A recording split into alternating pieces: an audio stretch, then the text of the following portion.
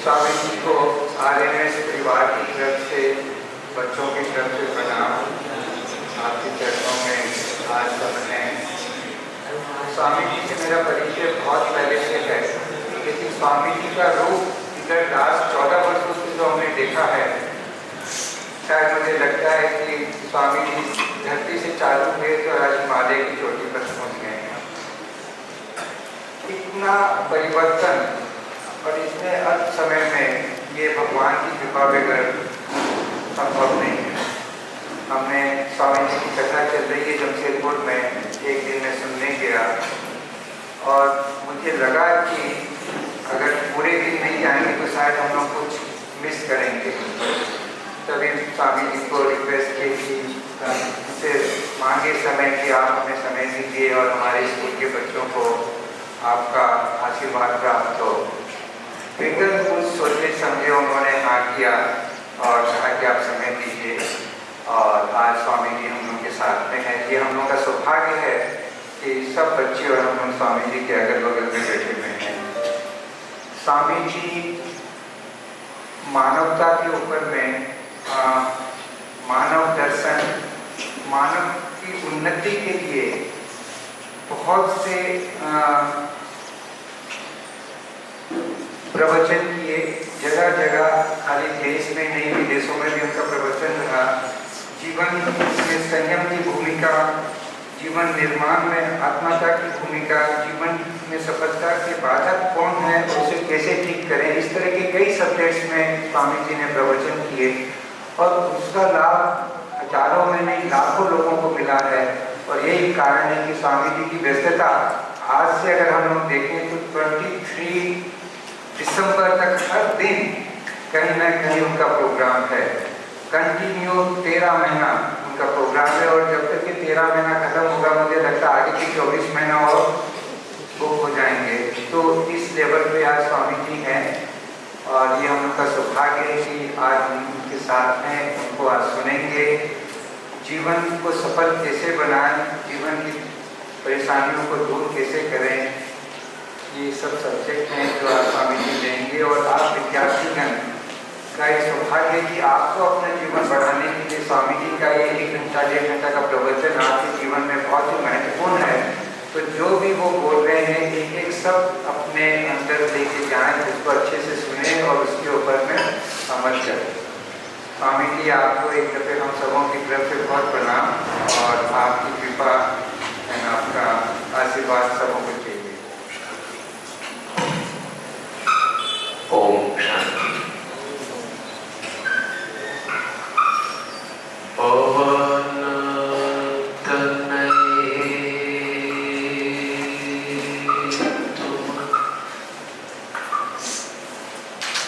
एक आधार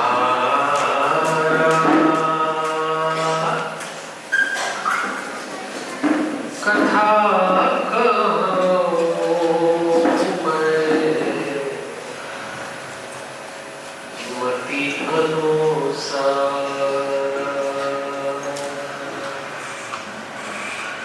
वक्रतुंड महाकाय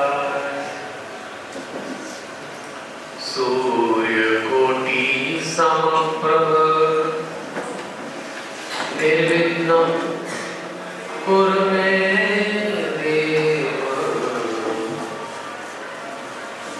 शुभकार्येषु शुभ सर्वदा। गुरुर्ब्रह्मा गुरुर्विष्णु गुरुर्देवो महेश्वर गुरुर्साक्षात् परब्रह्म तस्मै श्री गुरुवे नमः। परमपिता परमेश्वर की बड़ी अनुग्रह भरी दृष्टि है और भगवान की असीम अनुकंपा है कि आज हम लोग इस पावन प्रांगण में आरएनएस हाई स्कूल के थोड़ी देर कुछ ऐसे बातों पर चर्चा करने के लिए इकट्ठे हुए जिसका संबंध आपके उस जीवन से है जो इस कैंपस, इस क्लासरूम के बाहर निकलने के बाद 2 साल, 4 साल, 5 साल बाद शुरू होगा। तो मैं आपसे जितनी देर बात करूंगा, हो सकता है उसमें कुछ शब्द, कुछ थॉट ऐसे हो जो आज आपके काम ना आए, समझ भी ना आए, लेकिन कहीं दिल पे लिख के रख लीजिएगा। जिंदगी वो नहीं है जो आज आप जी रहे हैं। जिंदगी तो अभी आपका इम्तिहान लेने के लिए बाहर खड़ी है। अभी तो माता पिता का साया है आपके ऊपर, अभी तो पढ़ाने वाले हैं, लेकिन एक वक्त ये कोई आपके साथ नहीं रहेगा।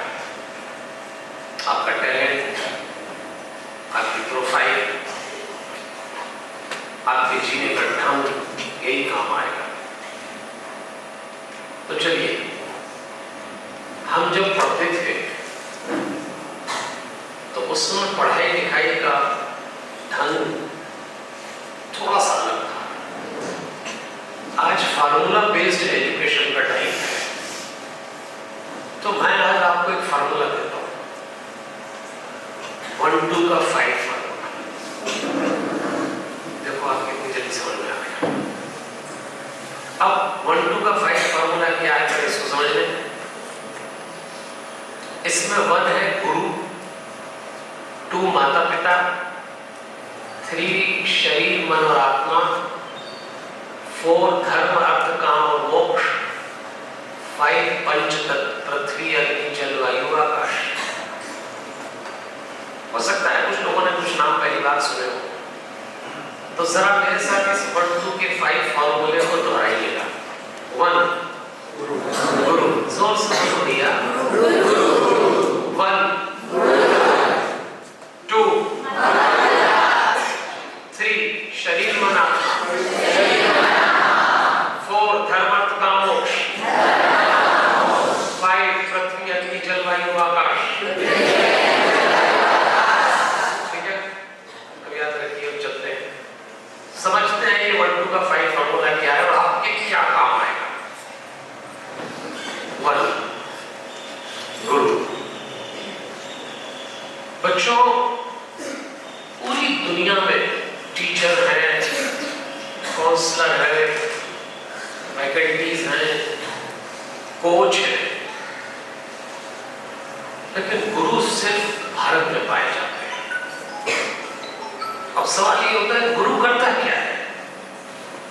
किसे गुरु बनाए, क्यों बनाए? आपकी उम्र में तो ये सवाल होना भी चाहिए। तो मैं गुरु के महत्व पे कोई आपको प्रवचन नहीं दूंगा, एक कहानी सुनाता हूं। मेरी इस कहानी को बच्चों ध्यान से सुनना, इस कहानी में बहुत पेच है। जरा सा आप बाहर निकले, कहानी का मैसेज नहीं ले पाएंगे। आप ध्यान से सुनिए, कहानी जापान के गांव की है।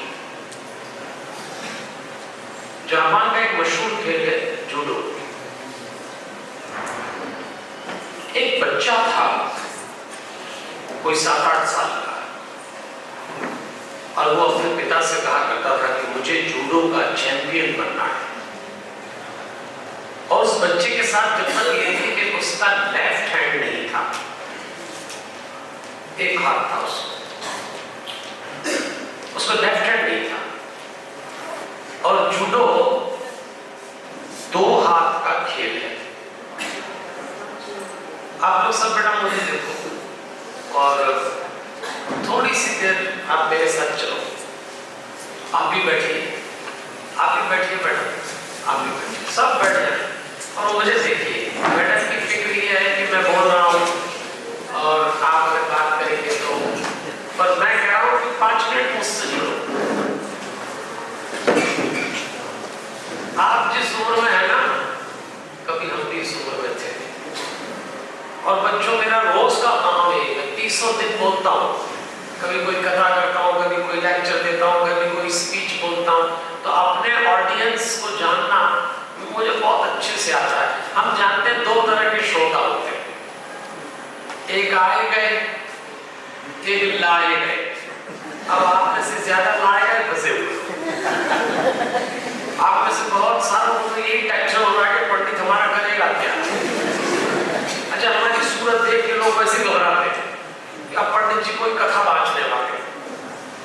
सच है कि मैं कथा वाचूंगा, लेकिन फिर आपसे कहूंगा कि जिंदगी जो आज आप गुजार रहे हैं ये नहीं है बच्चों।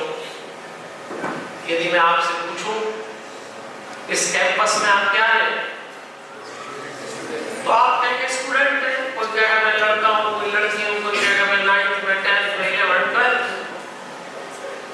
ये पहचान है आपकी, लेकिन नहीं।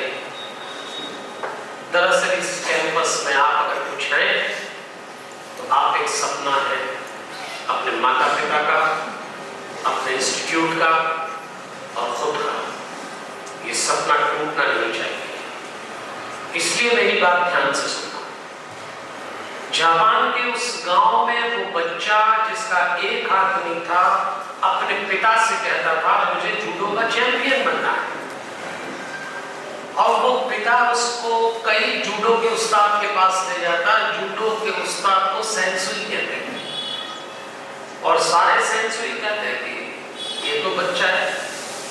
उसके पिता से कहते हैं तुम समझदार हो, जूडो 2 हाथ का खेल है, इसको एक हाथ नहीं है, जाओ यहां से।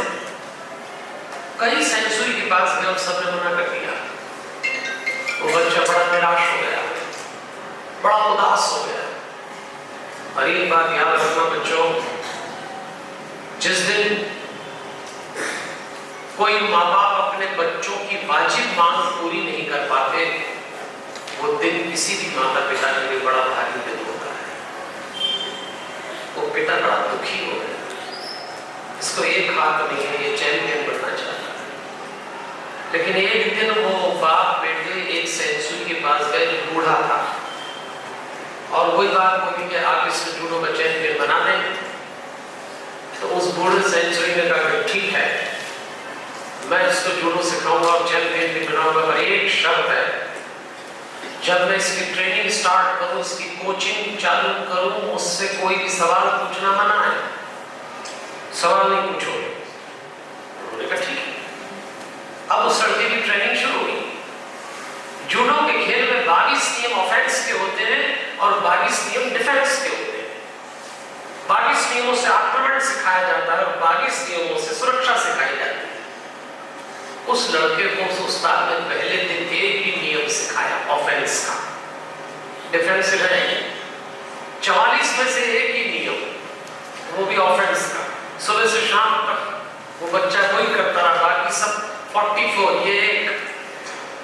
ऐसा क्यों किया उस्ताद ने? सवाल पूछना मना। 1 दिन, 2 दिन, 10 दिन, महीना तक, 6 महीने, 1 साल की ट्रेनिंग चली। 1 साल बाद गांव की लोकल चैंपियनशिप हुई, लड़के को उतारा और सबको आश्चर्य हुआ कि वो लड़का गांव का चैंपियन बन गया।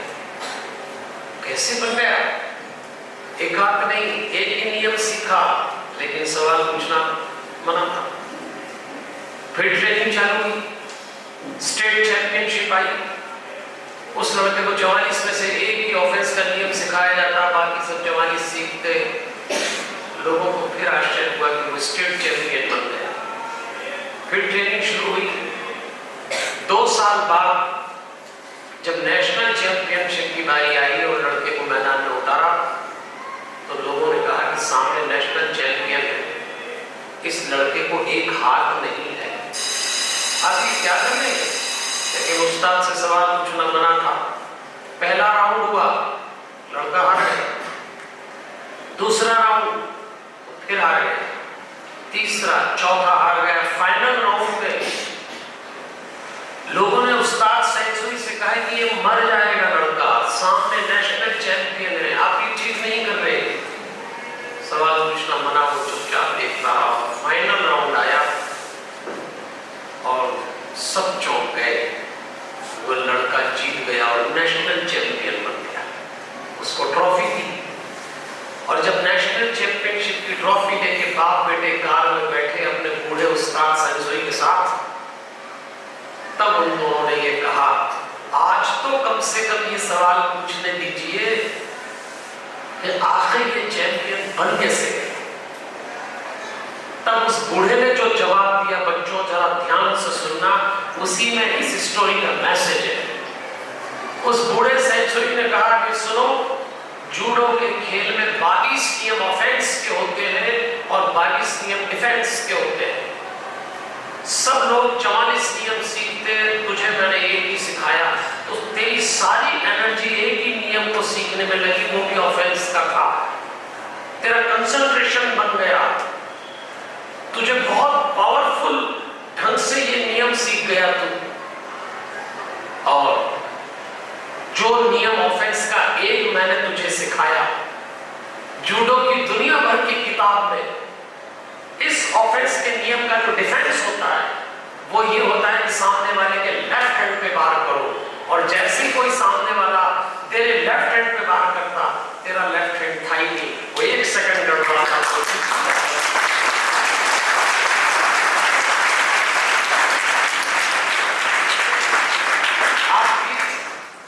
तालियां ये बता रही है कि आपको इस स्टोरी का मैसेज समझ में आ गया। गुरु क्या करता है? अपने शिष्य की कमजोरी को खूबी में बदलता है। उसकी कमजोरी ये थी कि उसके पास लेफ्ट हैंड नहीं है, लेकिन गुरु ने उसी को खूबी बना दिया। इसलिए अपनी जिंदगी में किसी न किसी को गुरु जरूर बनाना। अब सवाल ये उठता है कि किसको गुरु बनाओ? ये भी बड़ी झंझट होगी। 15-20 साल में अपने देश में गुरुओं की जो हालत हुई, तो लोग गुरु बनाने से, आज गुरुजी बनाओ, कल गुरुजी का फोटो छप गया, परसों गुरुजी जेल चले गए, आप क्या करो? और किसी जज साहब का दिमाग खराब हो गया कि गुरुजी को जो सुन रहे थे उनको भी अंदर करो, फिर क्या करो? बड़ी मुसीबत हो जाए। तो हम तो हमेशा लोगों से कहते हैं गुरु तो होना चाहिए। तो मैं हनुमान जी का बहुत छोटा सा भक्त हूँ, मेरी सांस में हनुमान जी बसते हैं। मैं हनुमान चालीसा ओढ़ता हूँ, हनुमान चालीसा बिछाता हूँ, हनुमान चालीसा खाता हूँ, हनुमान चालीसा पीता हूँ। तो मैं लोगों से कहता हूँ, यदि आपके जीवन में कोई गुरु ना हो तो हनुमान जी को गुरु बना लीजिए। हनुमान जी जीवित देवता है। एक सवाल में जहाँ कहीं भी जाता हूँ, खासतौर पे युवाओं की, बच्चों के बीच, तो मैं पूछता हूँ, आपसे भी पूछ रहा हूँ, आप में से कितने लोग ऐसे हैं जिनको हनुमान चालीसा याद है? हाथ उठाएं। बहुत अच्छे, नीचे करें। आप में से कितने लोग ऐसे हैं जिनको हनुमान चालीसा की 1-2 चौपाइयां याद है, हनुमान चालीसा का नाम सुना है? वो हाथ उठाएं। अरे वाह, बहुत अच्छे, नीचे करें।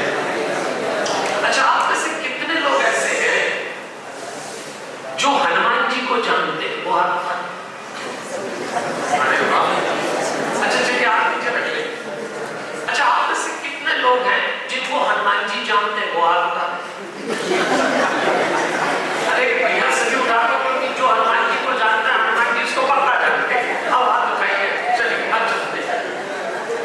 आपको यदि पूरी हनुमान चालीसा याद ना हो, कोई बात नहीं, अच्छी बात तो ये कि याद करो। क्यों करो? इसलिए नहीं कि वो किसी हिंदू धर्म के देवता हनुमान जी के लिए लिखी हुई पंक्ति है। एक हनुमान चालीसा की लाइन में तुलसीदास जी ने हनुमान जी का शब्दावतार कराया है। हनुमान जी जीवित देवता हैं। जब आप हनुमान चालीसा पढ़ते हैं तो आपकी बॉडी में हार्मोनल चेंजेस होते हैं। जब आप हनुमान चालीसा पढ़ते हैं तो आपका मेमोरी लेवल हाई होता है। जब आप हनुमान चालीसा पढ़ते हैं तो आपको लैक ऑफ कंसंट्रेशन की प्रॉब्लम सॉल्व होती है। जब आप हनुमान चालीसा पढ़ते हैं तो एग्जाम पास करने की टेक्निक सीख जाते हैं। जब आप हनुमान चालीसा पढ़ते हैं तो आप विजनरी हो जाते हैं। और जब आप हनुमान चालीसा पढ़ते हैं तो आपका इमोशनल इंटेलिजेंस जाग जाता है। और जब आप हनुमान चालीसा पढ़ते हैं तो आप सफलता का मतलब जान जाते हैं, सीख जाते हैं और पा लेते हैं। इसलिए हनुमान चालीसा पढ़िए। और यदि पूरी हनुमान चालीसा याद न हो तो 37 नंबर की चौपाई है, वो तो कम से कम याद कर ही लो। जय जय जय हनुमान गोसाई कृपा करो।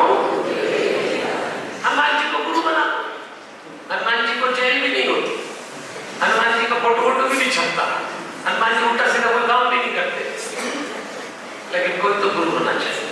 1 to 5 फॉर्मूले में मैंने आपसे कहा गुरु तो होना चाहिए। आइए 2 क्या कहा मैंने?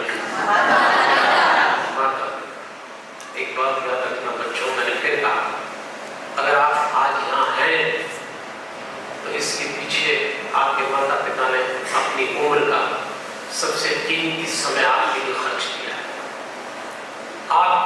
आपके जैसे इस देश में अनेक बच्चे हैं जो काबिल हैं पर यहाँ नहीं पहुंच पाते। आप सौभाग्यशाली, आपके माता पिता ने आपको यहाँ पहुंचाया, उन्होंने एक सपना देखा है आपके लिए, वो चाहते हैं कि आप कुछ बने और आप बन भी जाएंगे। जिस दिन आप काबिल हो जाएं, 5-10 साल बाद जिस दिन आप ऊंचाइयों को छू ले बच्चों, 2 बातें कभी मत भूलना, एक माँ का आंचल और दूसरा पिता का कंधा, कभी मत भूलना। आप दुनिया में कितने ही बड़े हो जाएं, इनसे बड़े कभी नहीं हो पाएंगे। ये भी ठीक है कि जिस उम्र में आप हैं, कभी कभी इस उम्र में माँ बाप खलनायक भी लगते, पहले कई लोगों को लगते, चैन ही नहीं रहने देते, सो जाओ तो उठा दे, उठाओ तो सुला दे, बाहर जाओ तो बुला दे। कई तो माता पिता को तो देखते ही उनको जैसे कोई कैसेट लगी हो, शुरू ही हो जाते हैं, ये करो, वो करो, ये मत करो, वो मत करो। कई बच्चे तो हमसे कहते हैं कि आप हमको क्या ज्ञान बांटते हो, हमारे माता पिता को बांटते हैं। ऐसा है, इतना रोकते टोकते इस उम्र में कभी कभी माता पिता खलनायक भी लगते हैं। आप लोग जब बाजार जाते हैं, दुकानों पे लिखा रहता है एक्सचेंज ऑफर, लिखा पुराना मोबाइल लाओ, नया ले जाओ, पुरानी गाड़ी लाओ, ऐसा रहता है। अगर भगवान कभी कोई एक्सचेंज ऑफर लगा दे कि पुराने माँ बाप लाओ, नए ले जाओ, तो कहीं नहीं मिल जाए, हमारे बदलो, हमारे बदलो, ऐसा ठीक है? ऐसा ठीक नहीं। एक बात याद रखना, माँ बाप क्या होते हैं ये तभी पता लगता है जब आप माँ बाप बनते हैं। बिना माता पिता बने माता पिता समझ नहीं आते। बच्चों, उनका एक एक सांस का कतरा, आपके माता पिता का एक एक विचार, उनकी जिंदगी का एक एक क्षण आपकी जिंदगी बनाने के लिए बीत रहा है। तो जब आप कुछ बन जाएं तो जरूर लौटाइएगा।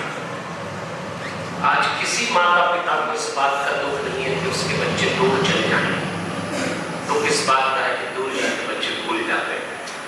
आप जिंदगी में जितना याद रखो कम है, लेकिन माँ का आंचल और पिता का कंधा कभी मत भूलना, ऊपर वाला आपको बताएगा।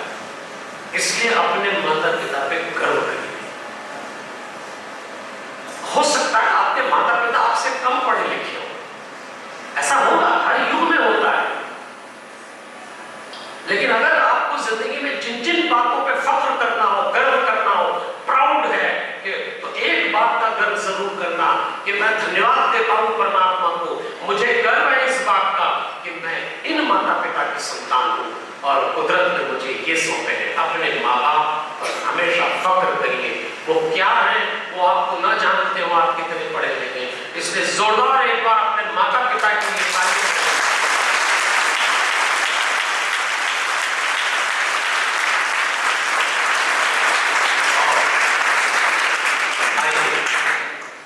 वन टू का 5 फॉर्मूला में 3, जरा बताइए मैंने क्या कहा? शरीर, हम सब कहीं ना कहीं शांति की तलाश में हैं। आपकी उम्र कोई हो, आपकी क्लास कोई हो, पर आजकल बहुत टेंस हो जाते हैं बच्चे जल्दी। और बच्चे क्या बड़े भी हो जाते हैं, कब किसको तनाव आ जाए कह नहीं सकते। आपको इस उम्र में एग्जामिनेशन का ही तनाव है, कुछ नहीं। एक तो पढ़ लो तो परीक्षा के समय याद नहीं आता क्या पढ़ो, फिर पढ़ने बैठो तो मन नहीं लगता, कई सारी प्रॉब्लम। अब ये देखो, आप अभी मुझे सुन रहे हो, लेकिन बहुत सारे बच्चे ऐसे भी होंगे जिनको लग रहा है बस कब निपटे कब निपटे। अब ऐसा क्यों लग रहा है, इस फिलॉसफी को समझ लो। अगर आपने ये 3 बातें ठीक से नहीं समझी तो ये स्कूल में जो पढ़ाई कर रहे हैं बेकार चली जाएगी लाइफ। अगर जिंदगी में कुछ बनना चाहते हो तो अभी जो पढ़ रहे हो उसका इस्तेमाल कर लो। आपको बाहर निकल के बनना क्या इस कैंपस से? बाहर निकलिए, इंसानों का ढेर पड़ा है। किसी का एक पैर दिख रहा है, किसी का बाल दिख रहा है, किसी का हाथ दिख रहा है, पूरा इंसान नहीं दिखता, ढेर पड़ा इंसानों का। लेकिन यदि योग्य बन गए तो पूरा इंसान खड़ा नजर आएगा। इसलिए इस वक्त को जाया मत करना, खर्च मत करना, खत्म मत करना। तो समझते हैं आप मैं क्या कह रहा हूं? शरीर, मन और आत्मा, तीन बातें कभी मत भूलना अगर शांति की तलाश। शरीर यानी फिजिकल बॉडी, मन को अंग्रेजी में माइंड कहते हैं, और आत्मा यानी सोल। अब जरा तीन बातें थोड़ी भारी है, लेकिन अभी ध्यान में रखिएगा। अभी जो फिजिकल बॉडी है, ये तो आप कह देंगे एक लड़की का शरीर है, लड़के का शरीर है, बूढ़ा शरीर है, जवान शरीर है, ये केवल इससे काम नहीं चलने वाला। इस शरीर के भीतर एक मन है जिसको अंग्रेजी में माइंड कहते हैं, और इस मन को अच्छे काम बिल्कुल अच्छे नहीं लगते। स्ट्रेट करने का आर्ट आना चाहिए। अब आपकी स्पाइनल कॉर्ड स्ट्रेट हो गई, अब आप मुश्किल से 1 या 2 सेकंड के लिए आंख बंद करिए, चलिए करिए मेरे साथ। आंख बंद करने के बाद सबसे पहले भीतर ही भीतर अपने नेवल पोर्शन पे ध्यान लगाइए, जिसको नाभि कहते हैं। नेवल पोर्शन, एम्ब्लाइकस पोर्शन पे ध्यान लगाइए और थोड़ी देर के लिए वहीं टिक जाइए और डीप ब्रीदिंग करिए, इनहेल एक्सहेल। अगर आप ये चौपाई बोल ले मन ही मन होठ बंद करके, जय जय जय हनुमान गोसाई कृपा करो गुरुदेव विनाई, अपने नेवल पोर्शन पे चौपाई बोलिए, यहाँ लाइए मन ही मन, फिर यहाँ से बाहर जय जय जय हनुमान गोसाई कृपा करो गुरुदेव विनाई। अब मैं बोलना बंद कर रहा हूँ, आपकी आंखें बंद है, आपकी कमर सीधी है, गहरी सांस लीजिए, इनहेल करिए, जय जय जय हनुमान गोसाई कृपा करो गुरुदेव विनाई। अपनी नाभि में कुंड जैसा समझिए, वहां रखिए चौपाई, फिर बाहर निकालिए, 2-3 बार करिएगा। थोड़ी देर के लिए भूल जाएं आप कौन है, थोड़ी देर के लिए करिएगा, रिलैक्स। अच्छा, पलकों को झटके से कोई न खोले, बहुत धीरे धीरे पलकों को खोलिएगा। पलकें जितना धीरे खुलेंगी आपका कंसंट्रेशन उतना स्ट्रॉन्ग होगा, डीप होगा। बहुत धीरे धीरे खोलिएगा, बहुत धीरे धीरे, बहुत अच्छा। अब मैंने देखा इसमें 1 मिनट भी नहीं लगेगा, लेकिन आप पढ़ने के पहले बस इतना कर लीजिए, आप पाएंगे अचानक कि आपका लेवल ऑफ कंसंट्रेशन चेंज हो जाएगा, मेमोरी लेवल चेंज हो जाएगा। अब मैं आपको उदाहरण दे रहा हूँ छोटा सा। आइए, मन के बाद आता है सोल। आपके उम्र के बच्चों के लिए एक अजीब सी बात है कि आत्मा क्या होती है। आत्मा अनुभूत होती है, आत्मा की फीलिंग होती है। फिर भी आपको क्लैरिटी ले आऊं कि आप जब ये करेंगे तो आप आत्मा में चले जाएंगे। फिर आपके मन में सवाल है, पंडित जी ये तो बहुत गहरा सब्जेक्ट है, आत्मा क्या होती है। तो चलो आपको एक उदाहरण देता हूँ, आपको समझ में आ जाएगा कि आपके शरीर में कौन सा पोर्शन है जो सोल है और जहां फीलिंग होती है। 16 साल की बेटी हो और 40 साल का उसका फादर हो और दोनों गले मिल जाए। 16 साल का बेटा हो, 40 साल की माँ हो और दोनों गले मिल जाए। ऐसी फीलिंग होती जैसे जन्नत मिल गई हो, माँ को भी और बच्चे को। कहीं ऐसा नहीं कि आदमी और गले मिल रहे हैं तो कोई वासना जाग जाए। जब आप अपनी माँ से गले लगते हैं, जब पिता से, सगे भाई बहन से और अपने दोस्तों से, उसी समय आपको लगता है कोई बात है जो अच्छा लग रहा है, बस वही आत्मा है, वही आत्मा है। कुछ रस है उसके अंदर और उसको फील करिएगा। तो शरीर, मन और आत्मा इसके प्रयोग करते रहिए। आइए 1, 2 के 5 फॉर्मूले में मैंने आपसे चौथी बात बोली थी, धर्म, अर्थ, काम और मोक्ष। अब जरा इसको समझ लो, अभी कम समझ में आएगा, लेकिन फिर 4-5 साल बाद आपको ये काम आएगी बात। कभी याद आएगा कि कोई पंडित जी ने 4 शब्द दिए। अब पहली बात धर्म की करते हैं, तो कौन सा धर्म? मैं हिंदू, मुस्लिम, सिख, ईसाई की बात नहीं कर रहा। आपका जो मजहब हो, आपका पूजा करने का जो ढंग हो, आपका जो धर्म हो, हमको कोई लेना देना नहीं। इस समय आपका एक ही धर्म है और वो है आपका विद्यार्थी होना। आप स्टूडेंट हैं, यही आपका धर्म है। और याद रखना बच्चों, इस धर्म को जियो। गया जमाना जब सालों का हिसाब रखते थे, वो वक्त भी गया जब महीनों में हिसाब रखते थे। वो दौर भी चला गया जब दिनों का हिसाब होता था। अब तो घंटों का हिसाब भी किसी काम का नहीं है। ये जो दौर है ना, ये सेकंड, क्षणों का हिसाब रखने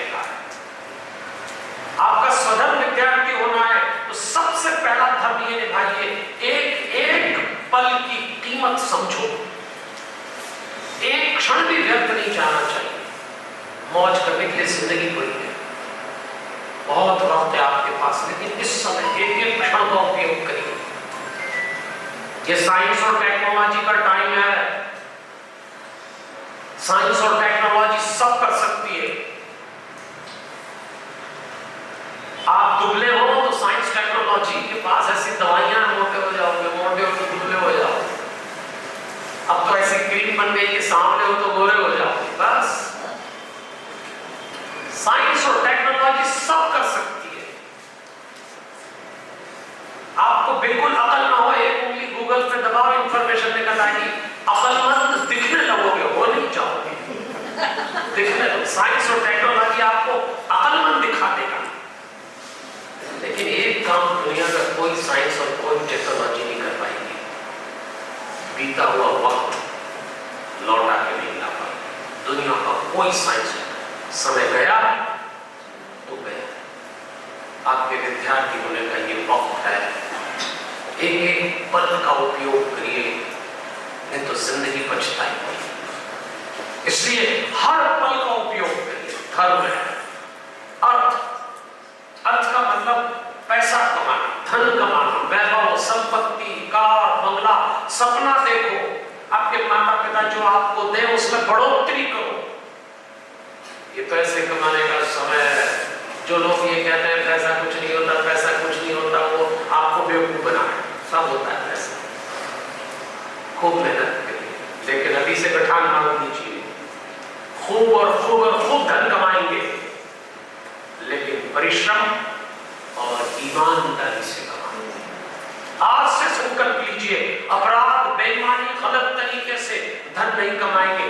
धन कमाना मकसद होना चाहिए। आपकी हर आंख में एक सपना होना चाहिए, मेरे पास भी ये सपना होना ही चाहिए, अधिकार है आपको। तीसरी बात, काम, धर्म, अर्थ, काम। काम का मतलब पैशन, काम का मतलब ऊर्जा। बहुत मेहनत करने का समय है बच्चों, ये बहुत मेहनत करने समय का 12 से 15 घंटे। अब जो लोग काम नहीं करेंगे वो हाशिए पे पटक दिए जाएंगे। आलस्य अपराध है। खूब मेहनत करिए इसे। और मोक्ष का मतलब होता है दुर्गुणों से मुक्ति। ये जो आपकी उम्र है ना, इसमें कभी हम भी थे, कभी जो हमारी उम्र है इसमें कभी आप आएंगे। तो ये जो उम्र है जिसको युवावस्था कहते हैं, अभी कुछ लोगों की टीनेज है, अभी कुछ को किसी की यूथ एज चल रही है। ये टच भी नॉट एज होती भैया, जिसको छूटो कोई करंट मारता है इसको। क्या दिन है, और दिन रहेंगे। हम भी आपकी उम्र में थे, लेकिन याद रखिएगा मोक्ष इस उम्र में आपके माता पिता दो बातों को लेकर चिंतित हैं, आपके संग को लेके, आपके कुसंग को लेके। इस उम्र में दुर्गुण बहुत जल्दी घेरते। अच्छा, इस उम्र में दोस्त तो खुदा नजर आते हैं, मित्र तो ऐसे लगते हैं बस यही भगवान है, बाकी दुनिया बेकार। आपके माता पिता कभी टोकते भी होंगे, उसके साथ मत जाओ, इसके साथ मत जाओ, आपको खराब लगता है। बहुत दोस्ती से जाओगे, नाचती साथ इस उम्र में नाचना नहीं चाहिए, दोस्ती रखिए। लेकिन आपके माता पिता क्यों ऐसा रोकते होंगे कि इन दोस्तों के साथ मत जाओ? क्यों? वो आपके संग से परेशान नहीं है। संग का कुसंग बदल जाए। कुसंग मतलब समझते ना, कुछ दोस्त आपकी जिंदगी में ऐसे आ सकते हैं जो आपको गलत रास्ते पे ले जाएंगे, जो आपको शायद नशा करने के लिए प्रेरित करें, जो आपको शायद गलत काम करने के लिए कहें। इस उम्र में कई बच्चे मुझसे पूछते हैं, पंडित जी जरा एक बात बताइए, हमारी उम्र में सही क्या होता है और गलत क्या होता है? तो मैं आपको एक फॉर्मूला दे रहा हूं। आप अपनी जिंदगी में जो बातें अपने माँ बाप से न बता सके, न कह सके, वो गलत है, और जो बातें माँ बाप से बोल सके बस वो सही है। इस उम्र में सही और गलत का एक ही नाम। इन बातों को अपने पेरेंट्स से छुपाना पड़ जाए वो गलत है। क्योंकि एक बात याद रखना, गलती नहीं कर सकता कि उसने गलत काम नहीं किया। और अगर आपसे भी गलत काम हो जाए तो इधर उधर न भटकना, सीधे अपने माँ बाप को बताना। दुनिया में माता पिता ही ऐसे होते हैं जो आपका साथ देंगे, आपको उस दलदल, उस गलती से निकाल लेंगे, सारी दुनिया साथ छोड़ देगी। एक और एक माँ बाप ऐसे होते हैं जो जिंदगी भर साथ नहीं छोड़ेंगे। कभी भी अपने पेरेंट्स से कोई बात न छुपाना, तो गलत कर ही नहीं पाओगे, क्योंकि छुपाना ही तब पड़ता है जब गलत होता है। इसको मोक्ष कहते हैं।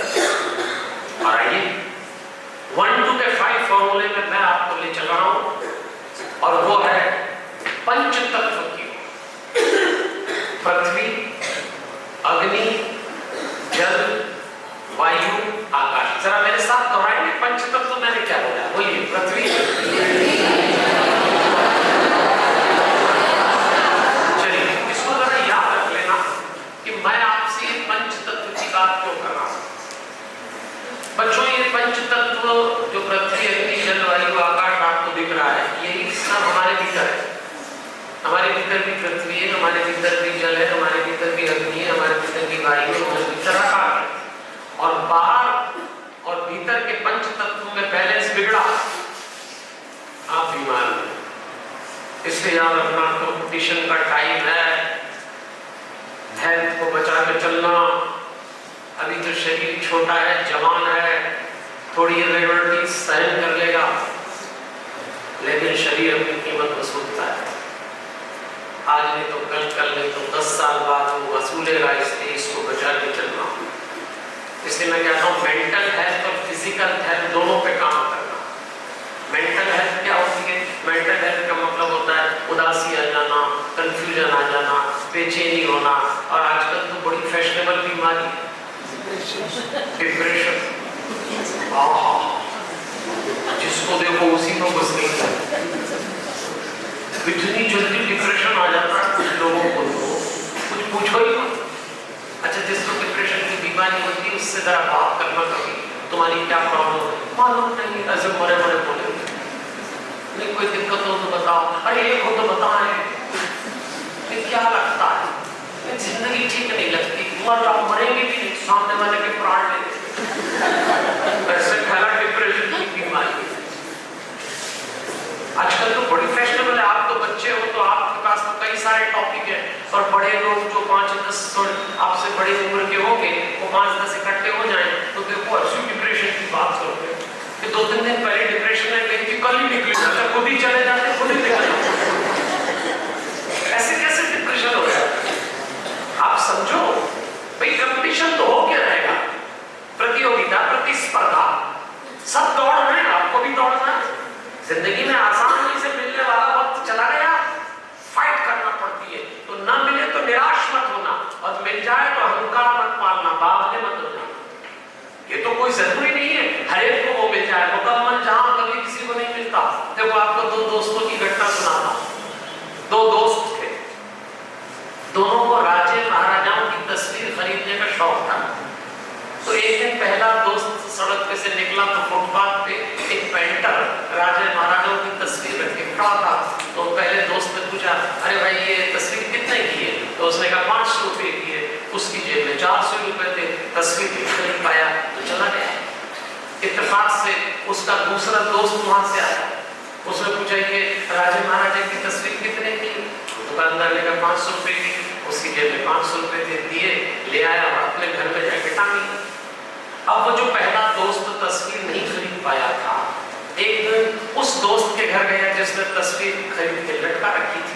अब ये गया, पहला दोस्त तस्वीर खरीद नहीं पाया, उस तस्वीर को गौर से देखने लगा, तो जिसका घर था दूसरे दोस्त का, उसने कहा, क्या देख रहे हो मित्र,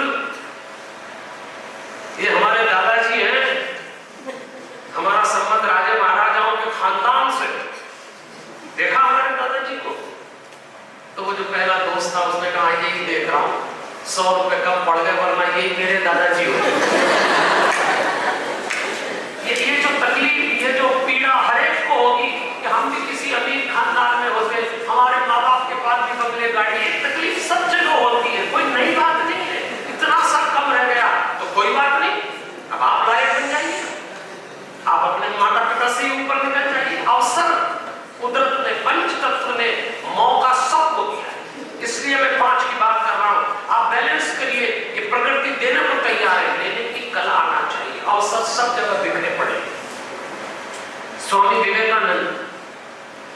जब विदेश गए तो उन्होंने लंदन से अपने दोस्त को लेटर लिखा। सोचो आप, 140 साल पहले की बात। और विवेकानंद ने अपने दोस्त से कहा कि मैं आया हुआ हूं यहाँ और मैं देख रहा हूं कि यहाँ लोग अवसर को बहुत जल्दी भुला लेते हैं, और अपने देश में एक ही कमजोरी है, अवसर को उठाने की आदत नहीं लोगों की।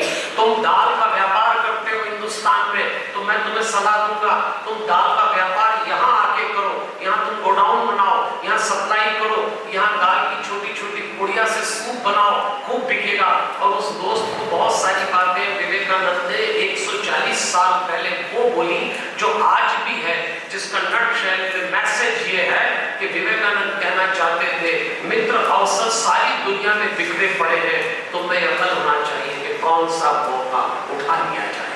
अगर ये समझ नहीं है तो जिंदगी फिर आपकी घसीटते कट जाएगी। इसलिए पंच तत्वों को समझो, मान को पृथ्वी, अग्नि, जल, वायु और आकाश। अपनी सेहत पे ध्यान देना,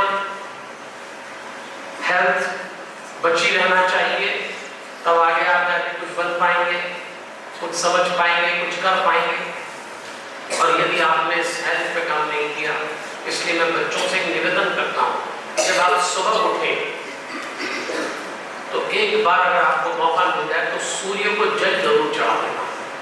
आपको लगेगा ये कौन सी क्रिया है, पर मैं आपको दावा कर रहा हूं कि प्रकृति पहली बार जब इस संसार में प्रकट होती है प्रतिदिन, तो सूर्य के माध्यम से होती है।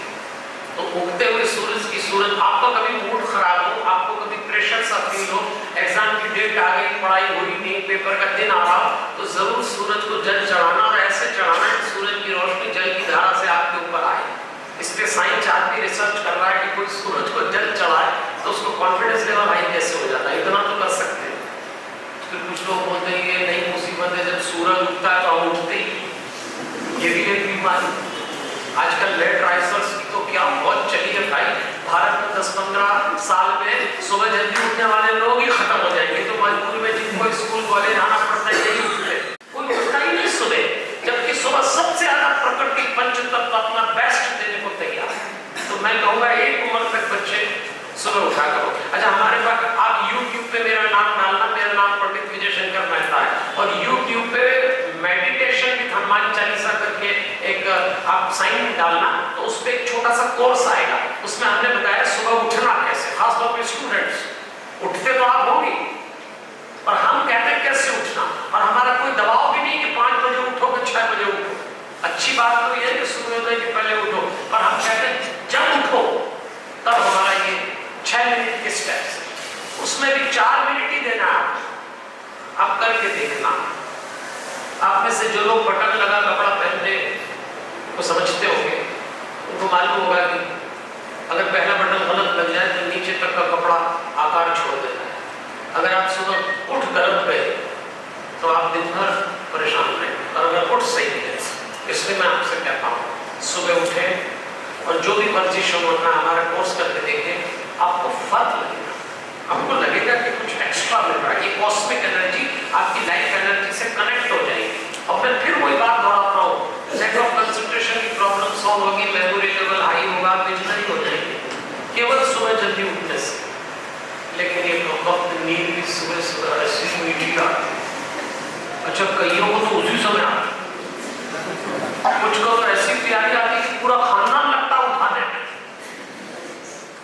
पूरा घर खड़ा हो जाए तब एक हाथ करवट लेते हैं कुछ पराग करनी। लेकिन क्या करें, जिंदगी उसी समय सबसे खूबसूरत लहरें इकट्ठा कर सकती है। इसमें कोशिश करिए, जिंदगी बड़ी फिर उसके बाद। लेकिन एक विद्यार्थी को उगते सूरज के साथ उठने का अभ्यास डालने का फायदा है। इसलिए मैं आपसे कह रहा हूं ऐसा करके देखिए और दुर्गुणों से अपने बचाइए। मेंटल फिजिकल हेल्थ दोनों पे काम करिए। एक छोटी सी बात कहते मैं अपनी बात पूरी करूंगा। एक मिनिस्टर साहब थे, मिनिस्टर को समझते हैं जो ये पॉलिटिकल लीडर होते हैं मिनिस्टर बन जाते हैं। तो 4-5 साल मिनिस्टर रहे, तो खा पी के इतने मोटे हो गए कि एक आदमी में 5 आदमी घुस जाए, इतने मोटे। अच्छा, मोटे हो गए तो बीमार हो गए, तो डॉक्टर के पास ले गए। डॉक्टर ने कहा इनको तो वेट और फेट की प्रॉब्लम है, तो मर जाएंगे। मिनिस्टर साहब ने कहा हम मरना नहीं चाहते। तो डॉक्टर ने कहा भाई एक काम करो, वेट कम करो। कैसे करें? बोले मॉर्निंग वॉक पे जाए।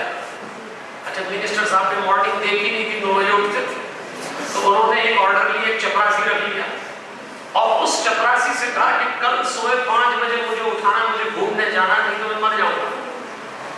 अगले दिन उनकी नींद खुली तो 5 की जगह वही 9 बजे चपरासी को बुला के डांटा कि जब तेरी नौकरी ये थी कि मुझे 5 बजे उठाना, मुझे मॉर्निंग वॉक पे जाना है और अगर मैं नहीं गया तो मैं मर जाऊंगा, मैं तुझे सजा दूंगा, तुझे नौकरी से निकाल दूंगा, मुझे उठाया क्यों नहीं? डांटा उसको।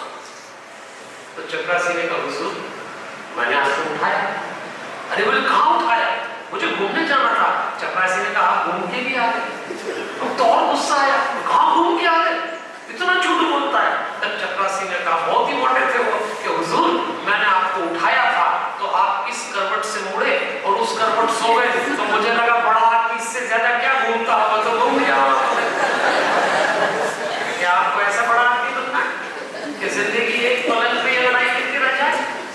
आपको बहुत ऊंचे आसमान पे उड़ान भरना है। आपको सपने को पूरा करना है जो आपके माता पिता ने देखा है, जो आपके विद्यालय ने देखा है, जो आप खुद अपना सपना है। मैं आरएमएस हाई स्कूल के मैनेजमेंट के सभी लोगों का बहुत आभार व्यक्त करता हूँ, विशेष तौर से हमारे ऋषि का, और हमारे साथ ऋषि बहन भी आई है, हमारे साथ और भी कई लोग आए हैं। मैं आप सबका वंदन करता हूँ, अभिनंदन करता हूँ। बच्चों, दुनिया बहुत बड़ी है और गोल है। हम फिर कभी किसी मोड़ पे जरूर मिलेंगे। तब तक के लिए मैं आपसे उम्मीद करूंगा कि जो भी लक्ष्य आपने तय किए हैं, हनुमान जी महाराज आपको लक्ष्य प्रदान करें। और मैं अंत में कहूंगा, मेरे जीवन में जो जो भी सुख आए हैं बच्चों, वो सब आपके जीवन में आए, और मेरे जीवन में जो जो भी दुख आए हैं वो एक भी आपके जीवन में ना आए। हमारे हनुमान, हमारे हनुमान, हमारे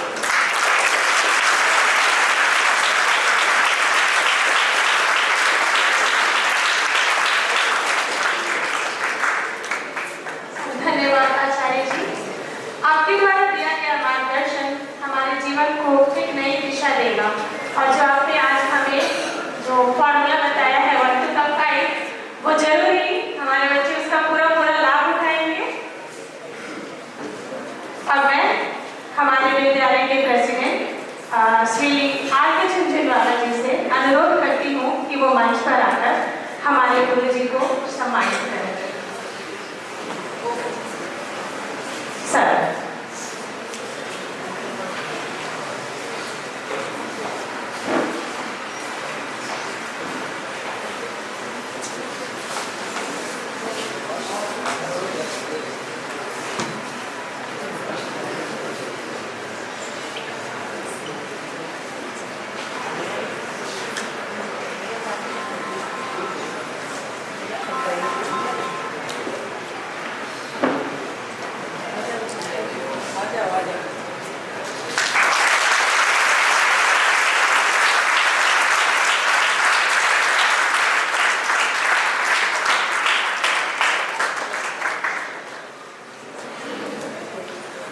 धन्यवाद सर।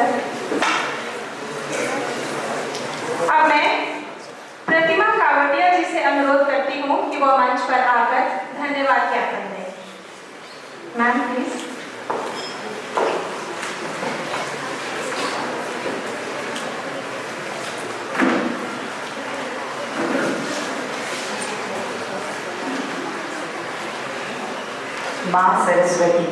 माँ सरस्वती के इस आंगन में आज खड़े होकर सर्वप्रथम मैं माँ शारदे के चरणों में नमन करती हूँ और उनसे प्रार्थना करती हूँ कि आरएमएस हाई स्कूल के सभी विद्यार्थियों पर अपनी कृपा हमेशा बनाए रखें। आरएमएस स्कूल की प्रिंसिपल साहिबा डॉक्टर परिणीता शुक्ला जी का भी मैं आभार प्रकट करती हूँ और ठाकुर जी से प्रार्थना करती हूँ कि वो इसी प्रकार आरएमएस हाई स्कूल की सूत्रधार बनी रहे। A big applause for all the teachers, gurus of RMS High School. Students,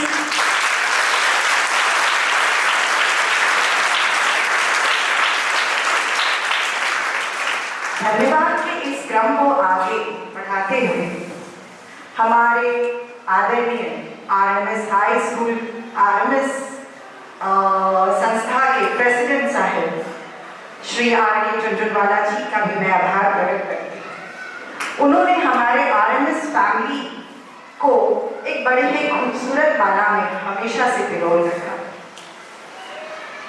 Shri Ramesh ji Agarwal ji, uncle जी, जो हमारे प्रिय RMS फैमिली के एक बहुत ही अनमोल मोती हैं, उनका मैं स्पेशल थैंक यू बोलना चाहती हूँ, इसलिए कि उनके विजन, कोऑर्डिनेशन और ऑर्गेनाइजेशन बिना आज का ये सुंदर प्रोग्राम सार्थक नहीं हो पाता। आगे चलते हुए हमारे कैमरा पर्सन, हमारे माइक वाले भाई साहब, आपका भी बहुत बहुत धन्यवाद। पंडित जी, क्या कहूँ, सबसे पहले हनुमान जी जो मेरे भी इष्ट हैं, उनके चरणों में मैं नमन करती हूँ। हम सब कांच के टुकड़े थे, हम सब कांच के टुकड़े थे, आपने हीरा बना दिया। कामयाबी का ऐसा मंत्र दिया, कामयाबी का ऐसा मंत्र दिया, हमें जीना सिखा दिया। बच्चों, आपको क्या ये 1 2 का फाइल याद रहेगा? आवाज नहीं आई। पंडित जी, मैं आपका बहुत ही आभार प्रकट करती हूँ और इस सभा को विराम देने का जी तो नहीं चाह रहा, क्योंकि दिल मांगे मोर, मन करता है कि आपके वचन को सुनते चले, लेकिन समय की सीमा होने के लिए मैं इस सभा को आज विराम देती हूँ। RMS हाई स्कूल की 5 लड़कियों को मैं यहाँ स्टेज पे आमंत्रित करना चाहती हूँ।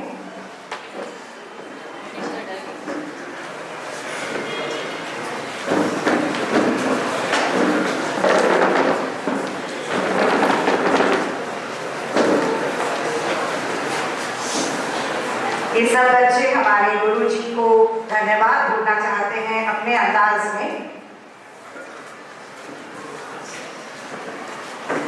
हम होंगे कामयाब, हम होंगे कामयाब, हम होंगे कामयाब एक दिन।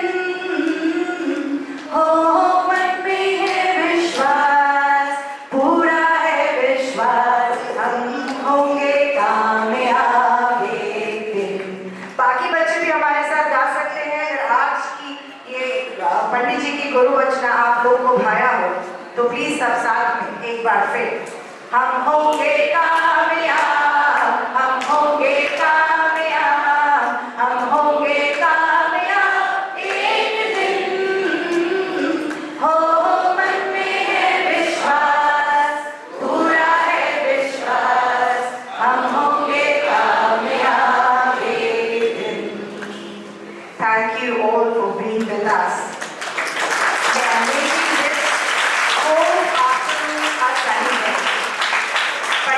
चरणों में एक बार फिर शब्द। Thank you for being with us.